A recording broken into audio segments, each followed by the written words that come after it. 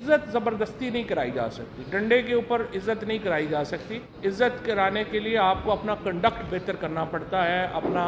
अपने काम बेहतर करने पड़ते हैं। मौजूदा चीफ इलेक्शन कमिश्नर जब से इस ओहदे के ऊपर बैठे हैं, उन्होंने अपने कंडक्ट से अपने ओहदे का वक़ार कम किया है, अपने इदारे को उन्होंने ख़त्म ही करके रख दिया है। अब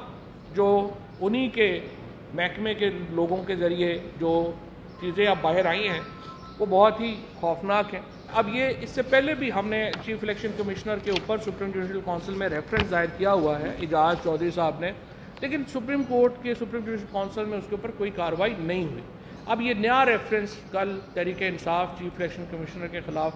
जो है वो सुप्रीम जुडिशल काउंसिल को भेज रही है,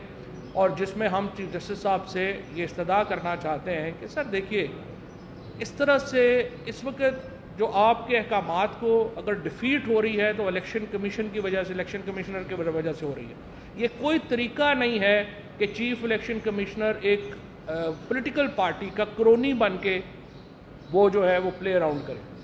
और पूरे पाकिस्तान को एक जो है वो आपने एक बना दिया है कि जैसे हमें लग रहा है कि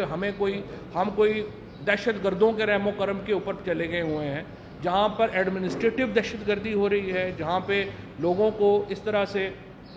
उठा के ले जाया जा रहा है, पॉलिटिकल राइट से महरूम किया जा रहा है। और इलेक्शन कमीशन हुकूमत की इस साजिश में कि लोगों को वोट के हक़ से महरूम किया जाए मुकम्मल तौर के ऊपर शामिल है। लिहाजा ये चीफ इलेक्शन कमिश्नर कंटिन्यू नहीं कर सकते, और इसलिए इनको इनके ओहदे से बरतरफ किया जाए, और ये इंशाअल्लाह केस, और इसको जल्दी चलाना चाहिए। ये नहीं है कि हमारा पहला रेफरेंस भी जो है यहाँ पे पड़ा हुआ है, उस रेफरेंस के ऊपर भी बात नहीं हुई है, और इसके ऊपर भी जो है वो बात जो है वो नहीं हो रही। और आज मैं थोड़ा सा आपको बताता हूँ कि जो उनकी ज़ात के ऊपर चीज़ें हैं वो क्या आई हैं। इससे पहले ज़ाहिर है कि आप देखें कि उनका रवैया, चाहे वो निगरान हुकूमतों के क़याम की बात हो, चाहे वो आपकी जो इलेक्शंस के अंदर जो मशीन के ज़रिए वोटिंग की बात हो, चाहे ओवरसीज़ पाकिस्तानीज़ को वोट देने का मामला हो, चाहे फंडिंग केस का मामले हो। आप देखिए पीटीआई का फंडिंग केस आया, उसके ऊपर एडजुडिकेशन हो गई, वो अदालतों से उड़ भी गया। पीपल्स पार्टी और नून के केस की फंडिंग केस किधर है, वो क्यों नहीं आ रहे? आप जाते हैं वहाँ पे, वो कभी एक बहाना कभी दूसरा बहाना, नून लीग और पीपल्स पार्टी के फंडिंग केसेस लोगों को याद भी नहीं रह गए कि वो किधर चले गए। ये तो तमाशा लगा हुआ है कि सिर्फ तहरीक इंसाफ के लोगों के ऊपर जो है वो केसेस चलाने हैं। हमारे इस्तीफ़ों के ऊपर जिस तरीके से जो है वो इन्होंने कंडक्ट उनका किया, सेनेट इलेक्शन के दरमियान अंदर ज़मीर फरोशी की हौसला अफजाई का मामला हो, रजीम चेंज ऑपरेशन के दौरान सिंध असम्बली में, सिंध हाउस में जो मंडियाँ लगी उस पर खामोशी का मामला हो, इलेक्शन कमिश्नर ने तय किया कि उन्होंने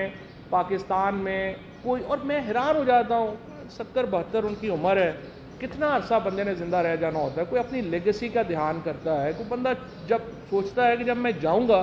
तो पीछे क्या छोड़ के जाऊँगा, अपनी औलाद के लिए, कोई अपने ख़ानदान के लिए, कोई चीज़ तो फ़ख्र की छोड़ के बंदा जाने की कोशिश करता है, लेकिन ये अभी तक उन्हीं कामों में जो है वो लगे हुए हैं। अब सबसे पहले मैं आपको बताना चाहता हूँ कि इन्होंने क्या किया। देखें, पहली बात कि आर्टिकल 221 के तहत जो इलेक्शन कमीशन में जो तैनातियाँ है, ये इख्तियार इलेक्शन कमीशन का था, यानी 5 मेंबरान ने ये तकर्रियाँ करनी थी, वो चीफ इलेक्शन कमिश्नर ने खुद अपने पास ले लिया। प्रेसिडेंट ऑफ पाकिस्तान से भी उसकी जो है वो कोई उन्होंने उसकी नहीं बनाई, जो रूल्स एंड रेगुलेशंस थे उनको फॉलो नहीं किया गया। अकाउंट्स ग्रुप के रिटायर्ड अफसर हैं मंजूर अख्तर मलिक साहब, वो रेलवे सेक्रेटरी थे जब ये, तो उस वक्त भी उनके साथ थे, उनको एडिशनल सेक्रेटरी एडमन तैनात किया गया और कोई इश्तिहार भी इस ज़मन में नहीं दिया गया। खालिद सदीकी नाम के एक शख्स को ग्रेड 20 में ADHR तैनात किया गया, और उसकी तसद्दुर के लिए भी जो है वो कोई इश्तिहार और उसकी तकर्री कॉन्ट्रैक्ट पे कर दी गई। कोई उसका, वो भी सिर्फ ये है कि उसकी कराबतदारी है, उनकी दोस्ती है चीफ इलेक्शन कमिश्नर से, वो साहब भी अपॉइंट हो गए हैं। अच्छा, अब ये जो मंजूर अख्तर मलिक साहब हैं, इनके रिश्तेदार हैं और रेलवे से असिस्टेंट रिटायर हुए हैं मलक महबूब अली,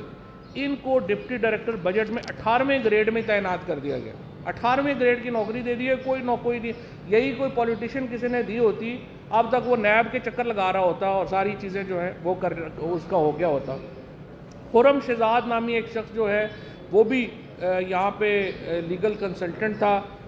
جب وہ ریلوے میں تھے، ان کو 20ویں گریڈ میں ایڈیشنل ڈائریکٹر جنرل لا تعینات کر دیا گیا، اور اب خرم شہزاد کا پہلے ایڈ دیا گیا تھا، وہ پورا نہیں ہوتا، پھر خرم شہزاد سے لے کے ایک باقاعدہ اس کو ایک فوٹو کاپی بنا کے کہ خرم شہزاد نہیں لگنا ہے، وہ اشتہار جو ہے وہ چھاپا گیا۔ اسی طرح سے ڈی جی لا کی کانٹریکٹ جو ہے وہ دیا گیا ہے۔ ڈی جی پولیٹیکل فائنینس بھی ایک ریٹائرڈ افسر ہے، اس کو بھی اسی طریقے سے جو ہے وہ لگا دیا گیا۔ ڈی جی ڈیولپمنٹ کو بھی بغیر کسی اشتہار کے کانٹریکٹ پہ کمیشن میں جو ہے وہ بھرتی جو ہے وہ کیا گیا۔ پھر ایک پروجیکٹ مینجمنٹ یونٹ تشکیل دیا گیا ہے جو اس وقت لاکھوں روپیہ تنخواہیں جو ہے وہ لے رہا ہے، اور اس کے لیے بھی کوئی طریقہ کار جو ہے وہ نہیں بنایا گیا۔ اس کے ساتھ ایڈیشنل سیکرٹری ایڈمن جو بنیادی طور پہ AGPR کا تھا، اور اس کو جو ہے وہ ڈیپوٹیشن پر الیکشن کمیشن میں تعینات جو ہے وہ لے آئے تاکہ ان کے جو ہے وہ بڑا اس کو عہدہ دیا جا سکے۔ 2021 میں گریڈ 17 کے الیکشن آفیسرز کی بھرتیاں ہوئیں،